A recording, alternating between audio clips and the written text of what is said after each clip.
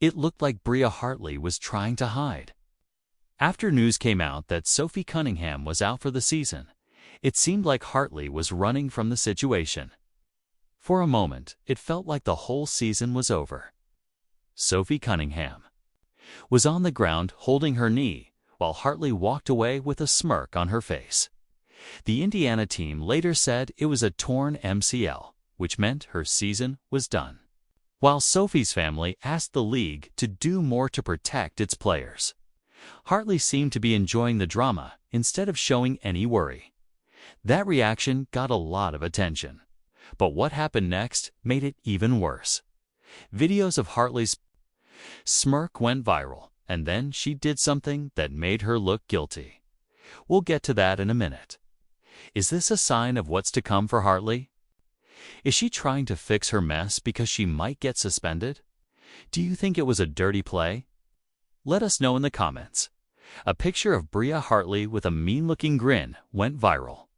People said she was clearly smiling after injuring Sophie Cunningham.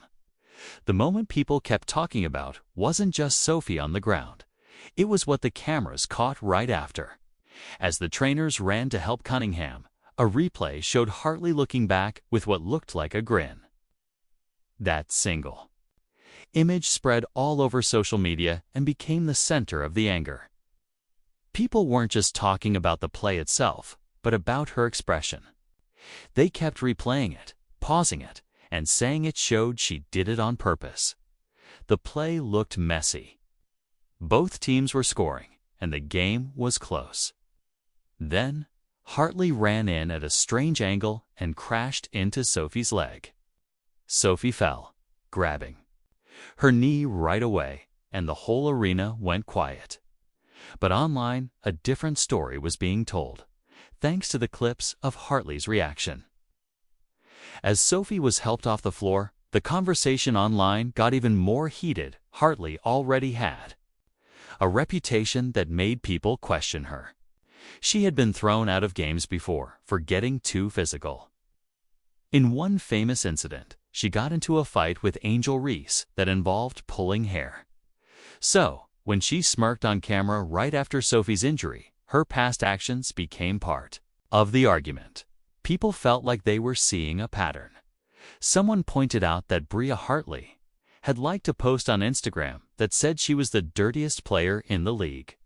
The post mentioned Sophie Cunningham's injury and even showed a picture of Hartley chokeslamming Angel Reese. The fact that Hartley liked this post made a lot of people angry. The injury changed everything. It wasn't just a minor scare. Tests showed Sophie had a torn MCL and would miss the rest of the season. What might have been seen as just a clumsy basketball play now became a big deal about player safety. Some said that Sophie Cunningham was targeted by a dirty player.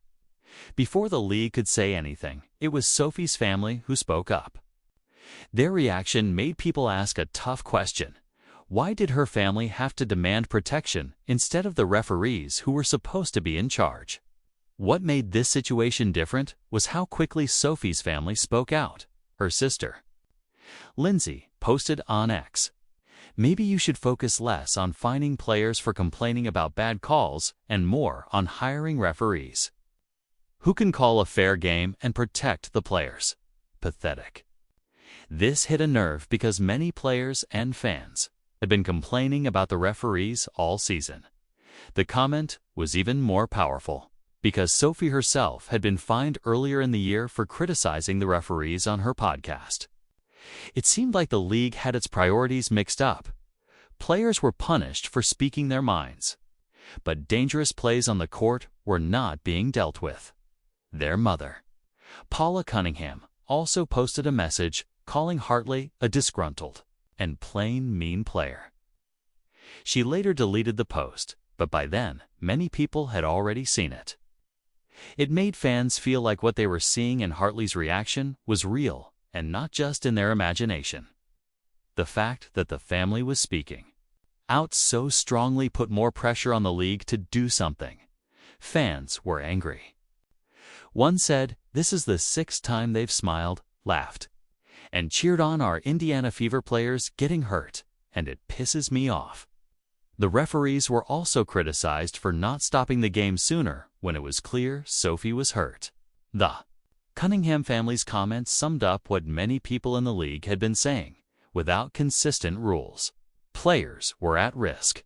As the conversation grew, people started looking to the league's leaders, like Commissioner Kathy Engelbert, to set clearer rules for player protection and to hold referees accountable. The media picked up the story, turning it into a bigger debate about safety and leadership in the WNBA. While Sophie's family was angry and the league was facing questions, the Indiana team still had to finish the game. What happened next showed how quickly a season can change, not just because of a loss, but because of the strength that followed. After the game, the coach told the team, "I'm so proud of you guys. It's not just a word when we talk about being resilient. It's how we live." Indiana's night didn't just go on. It changed completely. With Sophie out and another star player, Caitlin Clark, also unavailable, the team looked like they had no chance. But by the end of the game, they had fought back to win in a shocking comeback. At halftime, a win seemed impossible. Indiana was losing by 21 points. Their offense was struggling, and their defense couldn't keep up. But in the locker room, something changed. The team came together, made adjustments, and decided to play with grit instead of panic. Kelsey Mitchell led the comeback. She scored 38 points, with 34 of them in the second half. Every shot she made brought the team closer and gave them hope. With Sophie and Caitlin out, Mitchell became the leader who pulled her team back into the game. But she didn't do it alone. Odyssey Sims controlled the game, cutting down on mistakes and making sure the team got good shots. Leah Boston was a force in the paint, getting a double-double with her rebounding and defense. Her play stopped the other team from getting easy second-chance points and created space for Mitchell to score. As the second half went on, the crowd got louder with every play. The ball started bouncing Indiana's way, and their defense got tougher. By the fourth quarter, the team that looked defeated was now playing with energy and focus.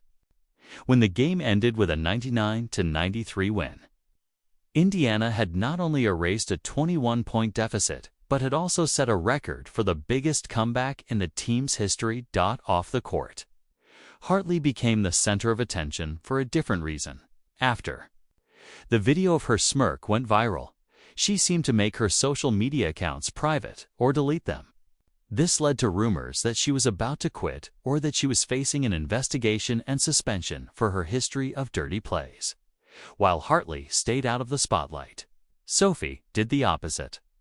Even though she was injured, she was not going to let the story be told without her voice. She spoke up and made sure her side of the story was heard. Her first move was a short but powerful post online. **** around and find out. It was blunt, but it got a lot of attention. The message wasn't just for Bria Hartley.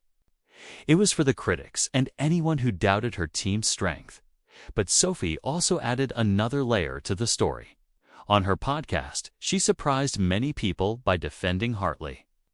She said she didn't think Bria meant to hurt her, adding that they were friends and that she had nothing but love for her. For those who had only seen the video of Hartley smirking, Sophie's words made the situation more complicated. She explained that her round and find out post was not about Hartley, but about the conversation around her family and her own toughness. In other words, she gave Hartley the benefit of the doubt, but not the critics or the league that had fined her 3 times for speaking out about the referees. She said, "I know Bria, and I'm actually really good friends with Bria. I don't think there was any ill intent. I think it was a basketball play. It's just in the wrong spot at the wrong time."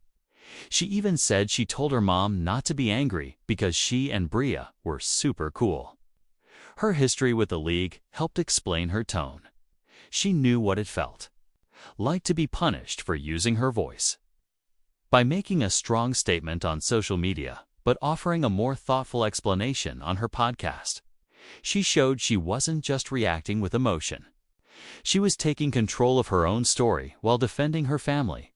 Fans supported her.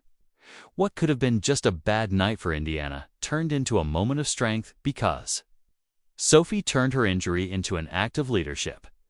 This put the pressure back on the league. Sophie confirmed that her season was over because of a torn MCL. Meanwhile, the video of Hartley's smirk was everywhere, and Hartley's social media went quiet. For Indiana, the night proved their strength. Kelsey Mitchell's 38 points led the biggest comeback in the team's history.